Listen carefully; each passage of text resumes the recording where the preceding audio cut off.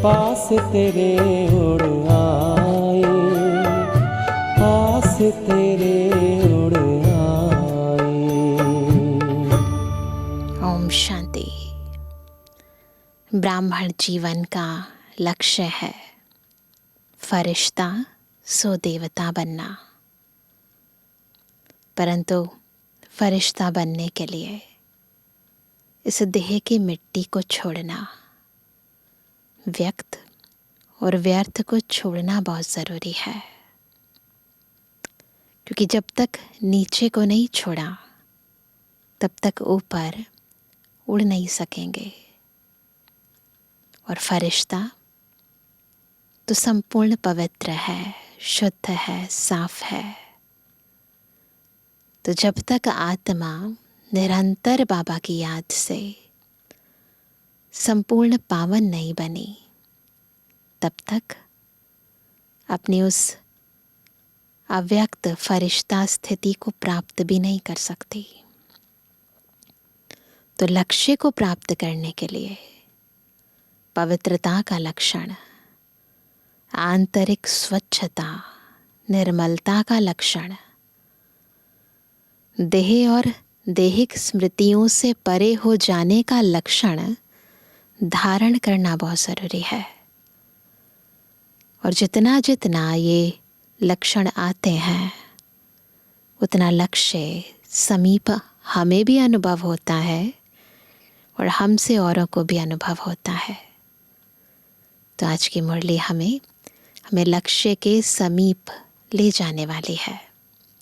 सुनते हैं बाबा के मधुर महावाक्य। आज है 9 तारीख, 9 जुलाई 2024।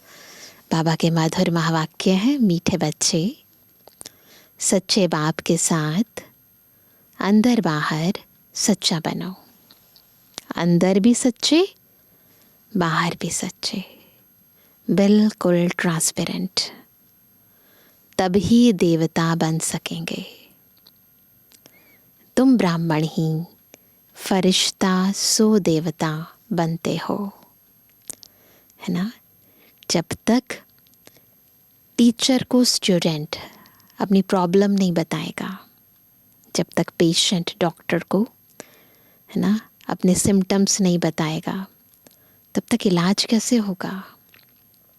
तब तक हमारी कमी कमजोरियां कैसे निकलेंगी? इसलिए बाबा से कुछ छिपाना नहीं है, अंदर और बाहर साफ रहना है। प्रश्न है, इस ज्ञान को सुनने व धारण करने का अधिकारी कौन हो सकता है? उत्तर है, जिसने ऑलराउंड पार्ट बजाया है, जिसने सबसे जास्ती भक्ति की है। वही ज्ञान को धारण करने में बहुत तीखे जाएंगे, ऊंच पद भी वही पाएंगे। तुम बच्चों से कोई पूछते हैं, तुम शास्त्रों को नहीं मानते हो? तो बोलो, क्या बोलेंगे? जितना हमने शास्त्र पढ़े हैं, भक्ति की है, उतना दुनिया में कोई नहीं करता।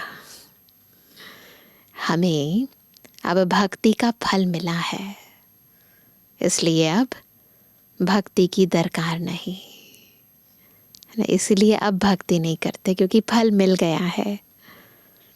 ओम शांति। बेहद का बाप बेहद के बच्चों को बैठ समझाते हैं। कहाँ बैठकर? ब्रह्मा बाबा की भ्रुकुटी में बैठकर। सभी आत्माओं का बाप सभी आत्माओं को समझाते हैं, क्योंकि वह सर्व का सद्गति दाता है, सबका सद्गति दाता। जो भी आत्माएं हैं, जीवात्माएं ही कहेंगे, शरीर नहीं। तो आत्मा देख नहीं सकती, शरीर नहीं है तो आत्मा देख नहीं सकती। भल ड्रामा के प्लान अनुसार स्वर्ग की स्थापना बाप कर रहे हैं, परंतु बाप कहते हैं, मैं स्वर्ग को देखता नहीं हूं। जिन्हों के लिए है वही देख सकते हैं। तुमको पढ़ाकर फिर मैं तो कोई शरीर धारण करता ही नहीं हूँ, तो बगैर शरीर देख कैसे सकूँगा। बाबा तो अभी आते हैं, बस एक बारी ब्रह्मातन है ना आधार लेते हैं, उसके बाद तो बॉडी लेते ही नहीं, और बिना बॉडी के देखेंगे कैसे। ऐसे नहीं जहाँ तहाँ मौजूद हूँ, ऐसा नहीं सब कुछ देखते हैं, ऐसे नहीं। नहीं, बाप सिर्फ देखते हैं, तुम बच्चों को, वो भी आत्माओं को देखते हैं, जिनको गुल गुल यानी फूल बनाकर याद की यात्रा सिखलाते हैं। योग अक्षर भक्ति का है, ज्ञान देने वाला एक ज्ञान का सागर है, उनको ही सतगुरु कहा जाता है। बाकी सब हैं गुरु। सच्चा गुरु कौन है? एक बाबा। गु और रो यानी गु अंधकार, रो यानी प्रकाश। जो अज्ञान अंधकार से ज्ञान प्रकाश की ओर ले जाए वो है गुरु। परंतु सच में कौन ले जाता है ना? कौन सच में हमें ज्ञान देता है? वो है शिव बाबा सतगुरु। तो वो है सतगुरु, बाकी सब है गुरु। सच बोलने वाला, सचखंड स्थापन करने वाला वही है। भारत सचखंड था, वहाँ सब देवी देवता निवास करते थे। तुम अभी मनुष्य से देवता बन रहे हो, तो बच्चों को समझाते हैं सच्चे बाप के साथ अंदर बाहर सच्चा बनना है। पहले तो कदम कदम पर झूठ ही था, है ना? हर बात पर बॉडी कॉन्शियसनेस के वश होकर काम करते थे, तो कदम कदम पर झूठ था। वह सब छोड़ना पड़ेगा। अगर स्वर्ग में ऊंच पद पाना चाहते हो तो ये झूठपन छोड़ना पड़ेगा।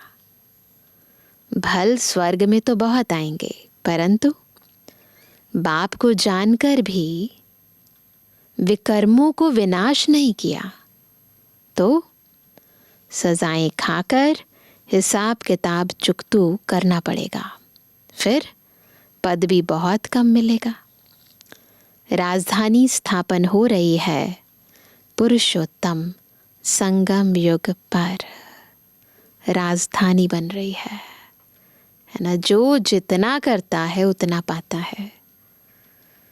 राजधानी न तो सतयुग में स्थापन हो सकती न कलयुग में, क्योंकि बाप सतयुग या कलयुग में नहीं आते हैं। इस युग को कहा जाता है पुरुषोत्तम कल्याणकारी युग। इसमें ही बाप आकर सबका कल्याण करते हैं। कलयुग के बाद सतयुग आना है, इसलिए संगम युग भी ज़रूर चाहिए, है ना? बाप ने बताया है ये पतित पुरानी दुनिया है। गायन भी है, दूर देश का रहने वाला आया देश पर आए। तो पराए देश में अपने बच्चे कहाँ से मिलेंगे? देश ही पुराया है, तो अपने देश पुराए देश के अंदर अपने बच्चे तो नहीं मिलेंगे ना, पराए बच्चे मिलेंगे, रावण के वशीभूत। पराए देश में फिर पराए बच्चे ही मिलते हैं। उन्हों को अच्छी रीति समझाते हैं, मैं किस में प्रवेश करता हूँ, अपना भी परिचय देते हैं, और जिसमें प्रवेश करता हूँ उनको भी समझाता हूँ कि यह तुम्हारा बहुत जन्मों के अंत का जन्म है। कितना क्लियर है? अभी तुम यहाँ पुरुषार्थी हो, संपूर्ण पवित्र नहीं बन रहे हैं ना? बने नहीं हैं। संपूर्ण पवित्र को फरिश्ता कहा जाता है। जो पवित्र नहीं उनको पतित ही कहेंगे। फरिश्ता बनने के बाद फिर क्या बनते हैं? फरिश्ता के बाद फिर देवता बनते हैं। पहले फरिश्ता फिर देवता ना, फिर उसके बाद कहते सूक्ष्म वतन में तुम संपूर्ण फरिश्ता देखते हो, उन्हों को फरिश्ता कहा जाता है। तो बाप समझाते हैं, बच्चे एक अल्फ को ही याद करना है। अल्फ माना बाबा, उनको अल्लाह भी कहते हैं। बच्चे समझ गए हैं, बाप से स्वर्ग का वर्षा मिलता है। स्वर्ग कैसे रचते हैं? याद की यात्रा और ज्ञान से। भक्ति में ज्ञान होता नहीं। ज्ञान सिर्फ एक ही बाप देते हैं, ब्राह्मणों को। ब्राह्मण चोटी है ना, अभी तुम ब्राह्मण हो, फिर बाजोली खेलेंगे, है ना। चोटी पर हो, फिर बाजोली खेलेंगे। ब्राह्मण, देवता, क्षत्रिय, वैश्य, शूद्र, इसको कहा जाता है विराट रूप। संपूर्ण विराट रूप ये है। विराट रूप कोई ब्रह्मा, विष्णु, शंकर का नहीं कहेंगे। उसमें चोटी ब्राह्मण तो है नहीं, जो भक्ति मार्ग का चित्र है। तो बाबा कहते हैं, बाप ब्रह्मा तन में आते हैं, यह तो कोई जानता नहीं। ब्राह्मण कुल ही सर्वोत्तम कुल है। जबकि बाप आकर पढ़ाते हैं। बाप शूद्रों को तो नहीं पढ़ाएंगे, है ना। बाबा शूद्रों को तो नहीं पढ़ाएंगे ना, तो पहले ब्राह्मण रचते हैं, हमें पवित्र जन्म देते हैं, ब्राह्मणों को ही पढ़ाते हैं। पढ़ाने में भी टाइम लगता है। राजधानी स्थापन होनी है तो टाइम तो लगेगा ना। तुम ऊंच ते ऊंच पुरुषोत्तम बनो। नई दुनिया कौन रचेगा? बाप ही रचेगा, यह भूलो मत। माया तुमको भुलाती है, उनका तो धंधा ही ये है। माया का काम क्या है? मैं आया, जैसे ही अहम आ जाता है, मैं बॉडी हूँ, सारा ज्ञान भूल जाता है। तो माया का तो धंधा ही ये है कि हमें बार बार बॉडी कॉन्शियसनेस में लाना। ज्ञान में इतना इंटरफेयर नहीं करती है, याद में ही करती है। आत्मा में बहुत किचड़ा भरा हुआ है। वह बाप की याद बगैर साफ हो ना सके। योग अक्षर से बच्चे बहुत मूंझते हैं, कंफ्यूज हो जाते हैं। कहते हैं, बाबा हमारा योग नहीं लगता। वास्तव में योग अक्षर उन हठ योगियों का है। दुनियावी शब्द है योग। सन्यासी कहते हैं ब्रह्म से योग लगाना है, तो योग शब्द कहते हैं वहाँ। अब ब्रह्म तत्व तो बहुत बड़ा लंबा चौड़ा है। जैसे आकाश में स्टार्स देखने में आते हैं, वैसे वहाँ भी परमधाम में भी छोटे छोटे स्टार मिसल आत्माएं हैं। वह है आसमान से पार, परमधाम आसमान से पार, जहाँ सूर्य चांद की रोशनी नहीं। तो देखो कितने छोटे छोटे रॉकेट तुम हो। क्या है हम? रॉकेट, छोटे छोटे रॉकेट हैं। तब बाबा कहते हैं, पहले पहले आत्मा का ज्ञान देना चाहिए। वह तो एक भगवान ही दे सकते हैं। ऐसे नहीं सिर्फ भगवान को नहीं जानते, नहीं ऐसा नहीं केवल यही ज्ञान नहीं जानते कि भगवान कौन है, खुद को भी तो नहीं जानते ना, परंतु आत्मा को भी नहीं जानते। इतनी छोटी सी आत्मा में, दिखाई भी नहीं देती, छोटी सी आत्मा में 84 के चक्र का अविनाशी पाठ भरा हुआ है। वंडर है ना। इनको ही कुदरत कहा जाता है, और कुछ नहीं कह सकते। आत्मा 84 का चक्र लगाती ही रहती है। हर 5000 वर्ष बाद यह चक्र फिरता ही रहता है। यह ड्रामा में नोंद है। दुनिया अविनाशी है, कभी विनाश को नहीं पाती। वो लोग दिखाते हैं बड़ी प्रलय होती है, फिर श्री कृष्ण अंगूठा चूसता हुआ पीपल के पत्ते पर आता है। परंतु ऐसे कोई होता थोड़ी है, यह तो बेकायदे है, पॉसिबल नहीं है ना पीपल के पत्ते के ऊपर बच्चा आए। महाप्रलय कभी होती नहीं। एक धर्म की स्थापना और अनेक धर्मों का विनाश चलता ही रहता है। सारी दुनिया बिल्कुल विनाश नहीं होती, कभी नहीं होती। स्थापना, विनाश, पालना, ये चक्र चलता रहता है। इस समय मुख्य 3 धर्म हैं। यह तो ऑस्पिशियस संगम युग है। पुरानी दुनिया और नई दुनिया में रात दिन का फर्क है।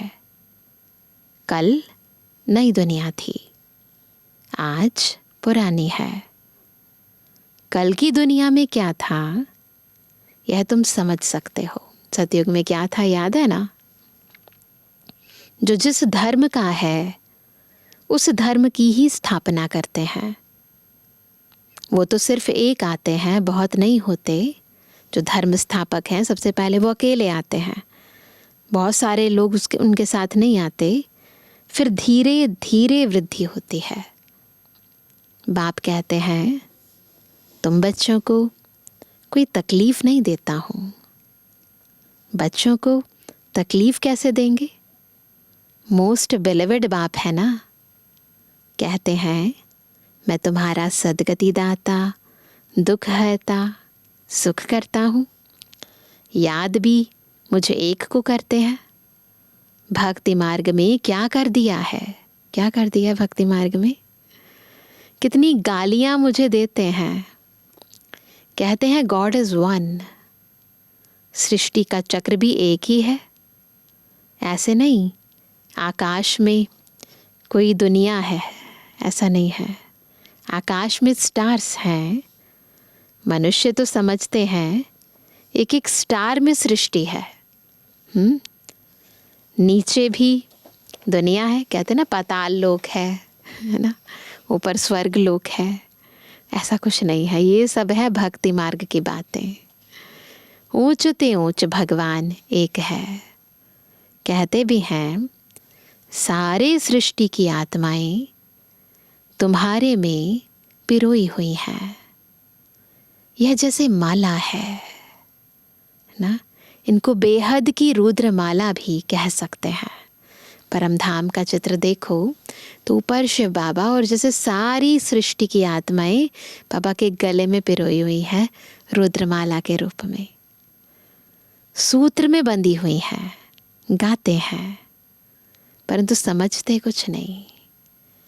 बाप आकर समझाते हैं बच्चे मैं तुमको ज़रा भी तकलीफ़ नहीं देता हूँ। यह भी बताया है जिन्होंने पहले पहले भक्ति की है वही ज्ञान में तीखे जाएंगे, ऑटोमेटिक है। जिन्होंने सबसे ज़्यादा भक्ति की है, सबसे ज़्यादा भक्ति की है, वही फिर ज्ञान में भी तीखे होंगे। उन्होंने बाबा को सबसे ज़्यादा पुकारा है, याद किया है, प्यार किया है। भक्ति के फल का किसको भी पता नहीं है। भक्ति का फल है ज्ञान, जिससे स्वर्ग का वर्षा सुख मिलता है। तो फल देते हैं अर्थात नरकवासी से स्वर्गवासी बनाते हैं। एक बाप। रावण का भी किसको पता नहीं है। कहते भी हैं यह पुरानी दुनिया है। कब से पुरानी है वह हिसाब नहीं लगा सकते हैं। बाप है मनुष्य सृष्टि रूपी झाड़ का बीज रूप। सत्य है वह कभी विनाश नहीं होता। इनको उल्टा झाड़ कहते हैं। बीज ऊपर है और झाड़ नीचे है। बाप ऊपर में है, आत्माएं बाप को ऊपर देख बुलाते हैं। शरीर तो नहीं बुला सकता। आत्मा तो एक शरीर से निकल दूसरे में चली जाती है। आत्मा न घटती न बढ़ती न कभी मृत्यु को पाती है। यह खेल बना हुआ है। सारे खेल के आदि मध्य अंत का राज बाप ने बताया है। आस्तिक भी बनाया है। यह भी बताया कि इन लक्ष्मी नारायण में यह ज्ञान नहीं है। सारा ज्ञान संपूर्ण सृष्टि चक्र का बाबा बताते हैं। वहाँ तो आस्तिक नास्तिक का पता ही नहीं रहता है। स्वर्ग में इस समय बाप ही अर्थ समझाते हैं, है ना। जो रचता और रचना के संपूर्ण ज्ञान को जानता है वो आस्तिक है, जो नहीं जानता वो नास्तिक है। नास्तिक उनको कहा जाता है जो न बाप को, न रचना के आदि मध्य अंत को, न ड्यूरेशन को जानते हैं। इस समय तुम आस्तिक बने हो। वहाँ ये बातें ही नहीं, खेल है ना। जो बात 1 सेकंड में होती वह फिर दूसरे सेकंड में नहीं होती। ड्रामा में टिक टिक होती रहती है। जो पास्ट हुआ चक्र फिरता जाएगा। जैसे बायोस्कोप होता है, 2 घंटे या 3 घंटे बाद फिर वही बायोस्कोप हूबहू रिपीट होगा। ऐसे ही होता है। मकान आदि तोड़ डालते हैं, फिर देखेंगे बना हुआ है। दोबारा फिल्म लगाएंगे तो देखेंगे फिर से बना हुआ है। फिर डिस्ट्रक्शन होगी, फिर दोबारा फिल्म लगाएंगे फिर बना हुआ होगा। वही हूबहू रिपीट होता है। इसमें मूंझने की बात ही नहीं। मुख्य बात है आत्माओं का बाप परमात्मा है। आत्माएं परमात्मा अलग रहे बहुकाल, और सुंदर मेला तब लगता है जब सतगुरु मिले दलाल। तो बाबा कहते हैं अलग होती हैं, यहाँ आती हैं पाठ बजाने। अलग हुए बाबा से, परम धाम से, यहाँ आए पाठ बजाया। तुम पूरे 5000 वर्ष अलग रहे हो। तुम मीठे बच्चों को ऑल राउंड पार्ट मिला है, इसलिए तुमको ही समझाते हैं। ज्ञान के भी तुम अधिकारी हो। सबसे जास्ती भक्ति जिसने की है, ज्ञान में भी वही तीखे जाएंगे, पद भी ऊंच पाएंगे। पहले पहले एक शिव बाबा की भक्ति होती है, फिर देवताओं की, फिर 5 तत्वों की भी भक्ति करते व्यभिचारी बन जाते हैं। अभी बेहद का बाप तुमको बेहद में ले जाते हैं। वह फिर बेहद के भक्ति के अज्ञान में ले जाते हैं। अब बाप तुम बच्चों को समझाते हैं, क्या अपने को आत्मा समझ मुझे एक बाप को इजाद करो। फिर भी यहाँ से बाहर जाने से क्या होता है? इतना समझाते हैं बाबा कि अपने को आत्मा समझो, बाबा को याद करो। फिर क्या होता है? यहाँ से बाहर जाने से माया भुला देती है। जैसे गर्भ में पश्चाताप करते हैं, हम ऐसे नहीं करेंगे, बाहर आने से भूल जाते हैं। यहाँ भी ऐसे है, बाहर जाने से ही भूल जाते हैं। यह भूल और अभूल का खेल है। अभी तुम बाप के डायरेक्ट बच्चे बने हो। शिव बाबा है ना, वह है सब आत्माओं का बेहद का बाप। बाप कितना दूर से आते हैं, उनका घर है परम धाम। इतना दूर से आते हैं। परम धाम से आएंगे तो ज़रूर बच्चों के लिए क्या लेकर आएंगे? इतनी दूर से आए हैं तो कुछ तो लाएंगे ना हमारे लिए, सौगात ले आएंगे। हथेली पर बहिश्त सौगात में ले आते हैं। इतनी बढ़िया गिफ्ट कभी किसी ने किसी को दी? बाप कहते हैं बाप कहते हैं सेकंड में स्वर्ग की बादशाही लो। सिर्फ बाप को जानो। जिस पल आत्मा बाबा को जान जाती है, पहचान जाती है, स्वयं को समझ जाती है, जीवन मुक्ति की अधिकारी बन जाती है। दिल से कहती है बाबा, तो बाबा का सब कुछ बच्चे का हो जाता है। तो वह कहते सिर्फ बाप को जानो, सभी आत्माओं का बाप तो है ना। कहते हैं मैं तुम्हारा बाप हूँ। मैं कैसे आता हूँ वह भी तुमको समझाता हूँ। मुझे रथ तो ज़रूर चाहिए। कौन सा रथ? कोई महात्मा का तो नहीं ले सकते। रथ यानी बॉडी है ना, आत्मा है रथी और ये है हमारा रथ। तो किसी महात्मा का रथ नहीं लेंगे बाबा। मनुष्य कहते हैं तुम ब्रह्मा को भगवान, ब्रह्मा को देवता कहते हो। अरे हम कहाँ कहते हैं? पापा कहते हैं हम थोड़ी ना कहते हैं। झाड़ के ऊपर एकदम अंत में खड़े हैं। झाड़ का चित्र है ना, उसमें दिखाए ना, बिल्कुल एंड में खड़े हैं, जबकि झाड़ सारा तमो प्रधान है। ब्रह्मा भी वहाँ खड़ा है। तो बहुत जन्मों के अंत का जन्म हुआ ना। बिल्कुल जन्म पुनर्जन्म लेते लेते बिल्कुल एंड में आकर जब वो आत्मा, वही जो पहले नंबर की है, वो आ जाती है, तब बाबा उनमें प्रवेश करते हैं। बाबा खुद कहते हैं मेरे बहुत जन्मों के अंत के जन्म में जब वानप्रस्थ अवस्था होती है तब बाप आए हैं, जो आकर धंधा आदि छुड़ाया। 60 वर्ष के बाद मनुष्य भक्ति करते हैं भगवान से मिलने के लिए। बाप कहते हैं तुम सब मनुष्य मत पर थे, अभी बाबा तुमको श्रीमत दे रहे हैं।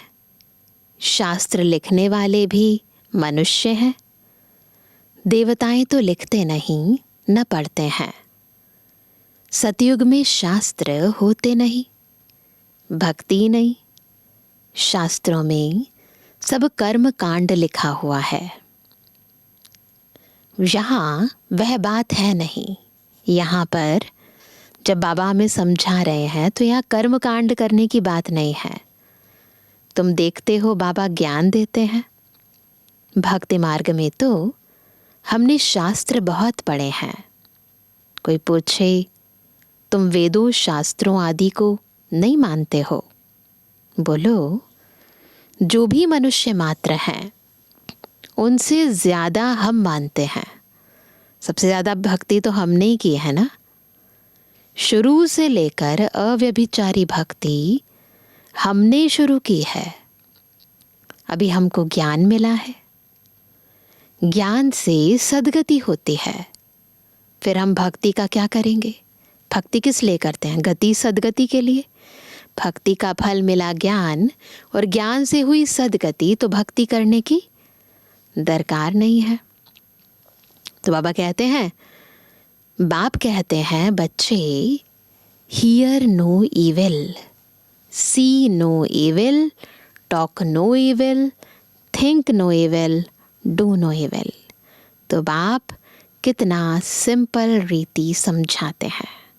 ये जो दुनियावी बातें हैं ना, ये ना सुनो, ना देखो, ना सोचो, ना बोलो।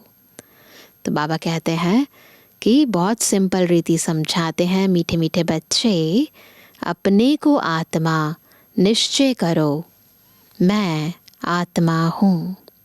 वह कह देते क्या हूँ? अल्लाह हूँ।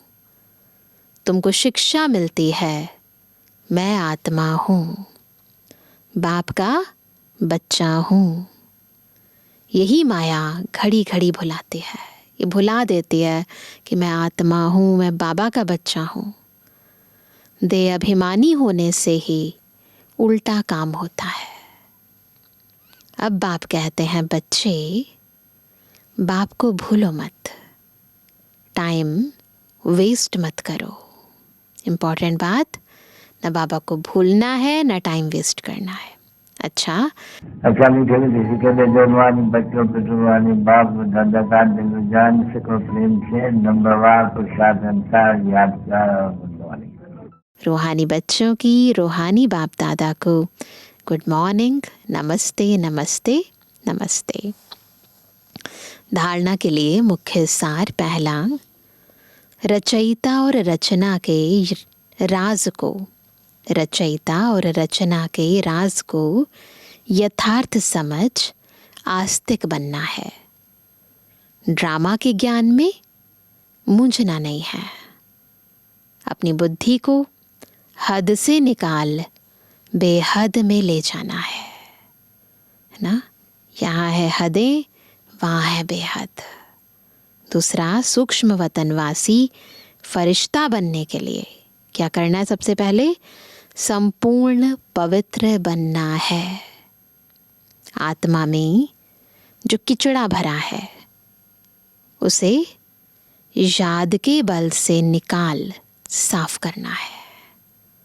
जो अंदर किचड़ा भरा है ना, इसे बाबा की याद से निकालना है ना और बिल्कुल साफ करना है। आज का वरदान है, ईश्वरीय रस का अनुभव कर। ईश्वरीय रस का अनुभव कर एक रस स्थिति में स्थित रहने वाली श्रेष्ठ आत्मा भव। कैसे बनेंगे श्रेष्ठ आत्मा? जब ईश्वरीय रस का अनुभव करके एक रस स्थिति में स्थित रहेंगे। जो बच्चे ईश्वरीय रस का अनुभव कर लेते हैं उनको दुनिया के सब रस फीके लगते हैं। जब है ही एक रस मीठा तो एक ही तरफ अटेंशन जाएगा ना। सब रसों से भी ज़्यादा मीठा एक परमात्मा रस है। उसका टेस्ट किसी को लग गया तो बाकी सब रस फीके। सहज ही एक तरफ मन लग जाता है, मेहनत नहीं लगती है। बाप का स्नेह, बाप की मदद, बाप का साथ, बाप द्वारा सर्व प्राप्तियां सहज एक रस स्थिति बना देती है। ऐसी एक रस स्थिति में स्थित रहने वाली आत्माएं ही श्रेष्ठ है। जो ऐसी एक रस स्थिति में रहती हैं वो आत्माएं ही श्रेष्ठ है। स्लोगन है, किचड़े को समाकर रत्न देना ही, किचड़े को समाकर रत्न देना ही मास्टर सागर बनना है। तो हमें क्या करना है? रत्न देने हैं। दुनिया वाले चाहे कितना भी किचड़ा दें, हमें ज्ञान रत्न देने हैं। तो ऐसे मास्टर सागर बनना है। तो अभी सुनते हैं आज के अव्यक्त इशारे। तो आज का अव्यक्त इशारा है, कोई अपने संस्कार व स्वभाव के कारण आपके सामने परीक्षा के रूप में आए तो क्या करेंगे? लेकिन आप सेकंड में अपने श्रेष्ठ संस्कार से, एक की स्मृति से ऐसी आत्मा के प्रति भी रहम दिल का संस्कार व स्वभाव धारण कर लो ना। यही है उपकार करना ना। दूसरा व्यक्ति अपने संस्कार के वशीभूत है, स्वभाव के वशीभूत है, लेकिन हमें क्या करना है? हमें उनकी तरह अपना संस्कार नहीं बदलना है। हमें क्या करना है? रहम दिल बनना है। अपने श्रेष्ठ स्वभाव संस्कार से ऐसी आत्मा को भी, है ना, अपने समान बनाना है, उनका भी उपकार करना है, श्रेष्ठ भावना शुभकामना करनी है। अच्छा, ओम शांति।